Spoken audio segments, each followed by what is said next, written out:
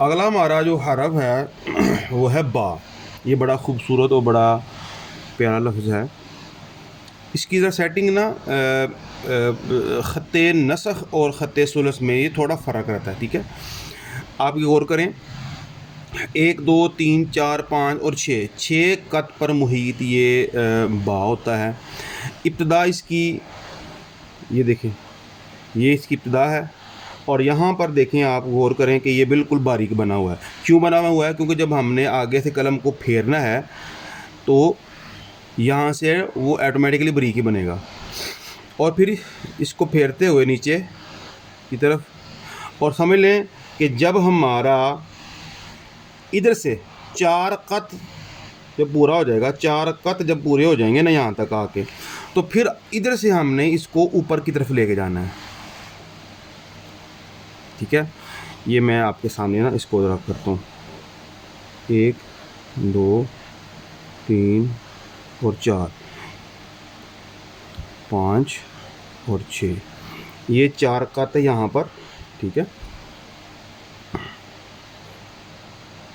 और उसके बाद ये देख लें, ये तकरीबन पौना कत बनता है इसकी मोटाई।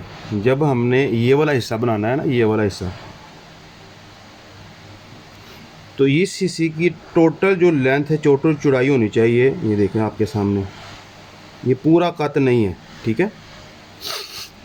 और एंड में आकर ये देखें, ये चीज़ आपकी बारीक बननी चाहिए, ये हिस्सा मोटा नहीं बनना चाहिए जब आपने इस लफ्ज़ को बनाना है, ठीक है। तो ये बारीक बनना चाहिए, ऐसा नहीं करना, ये गलत हो जाएगा आपका। इसको ऐसे नहीं छोड़ना, ये गलत हो जाएगा। कलम को साथ आपने फेरना है, जो भी पेन आपने पकड़ा हुआ है उसको आपने इस एंगल पे शुरू करना है, ये आपका एंगल है, इस एंगल पे शुरू करना है। और इसको घुमाते हुए कलम का ये जो हिस्सा है ना, ये जो नीचे वाला हिस्सा है, एक ऊपर वाला हिस्सा होता है, एक नीचे वाला हिस्सा होता है, इस नीचे वाले हिस्से को आपने इस तरफ ले जाना है, इस तरफ जो है वो फेरना है, जिससे कलम जो है बिल्कुल सीधा हो जाएगा आपका। ये जो पेन पकड़ा हुआ आपने, ये बिल्कुल ऐसे हो जाएगा, लिखते वक्त ऐसा होगा, ठीक है। और जब आपने इसको उधर से लेके आना फेर कर, और फिर ये देखें, फिर बिल्कुल सीधा हो जाएगा। जब ये सीधा हो जाएगा तो फिर ये जाहिर सी बात, ये नोक ही बनती है। अब आप गौर करिएगा ज़रा, ये देखें, और इसकी टोटल लेंथ कितनी है?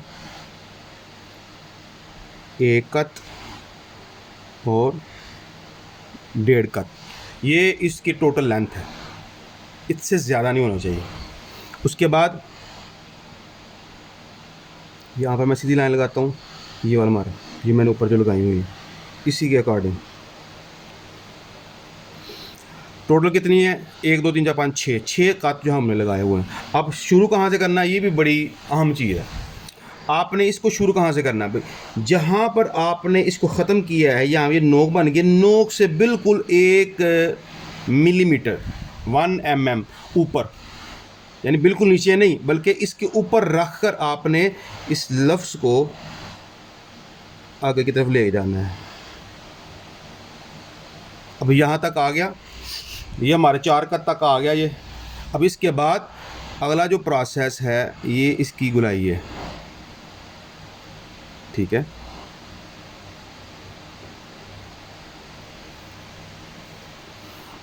यहाँ पर आकर जब आपने पूरी स्मूथ आराम से देखें, इसमें कोई भी आपको मुतज़लज़ल नज़र नहीं आ रहा, हिला हुआ नज़र नहीं आ रहा। इसमें ये ख़त की यही खूबसूरती होती है कि आपका लफ्ज़ हिला ना हो।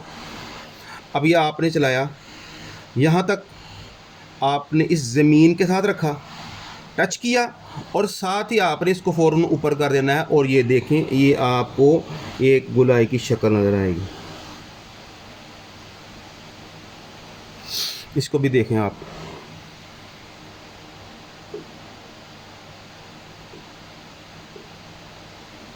ठीक है। और यहाँ पे आकर बारीक बन जाएगा।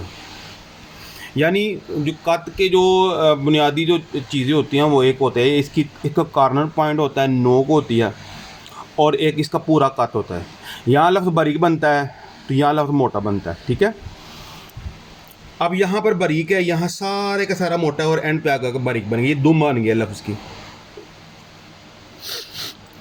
अब फिर गौर करें इसके ऊपर।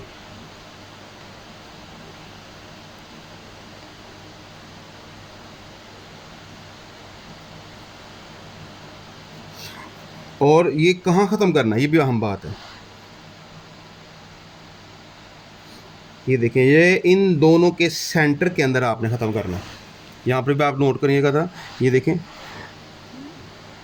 ये अगर मैं यहाँ पर लाइन लगा लूँ, ये बल्कि लगी हुई है, तो इसके बिल्कुल सेंटर के अंदर लगी हुई है, इसके ऊपर ये वाली लाइन है, ठीक है। ये ना ज़्यादा ऊपर हो और ना ज़्यादा नीचे हो, बल्कि इसके बिल्कुल दरमियान के अंदर ये चीज़ मौजूद हो।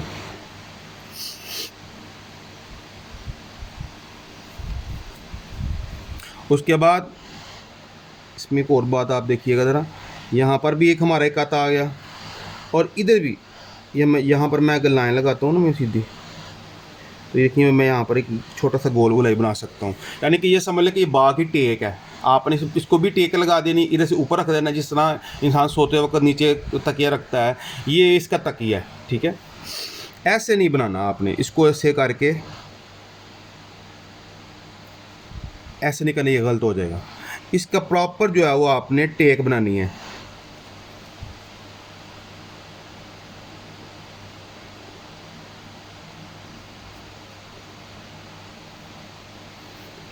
ठीक है, और कम से कम ये भी लफ्ज़ 1000 दफ़ा, चलें आप एक दिन में ना लिखें, कम से कम 2 दिन में या 3 दिन के अंदर ये इसकी गिनती जो है वो ज़रूर पूरी करें आप।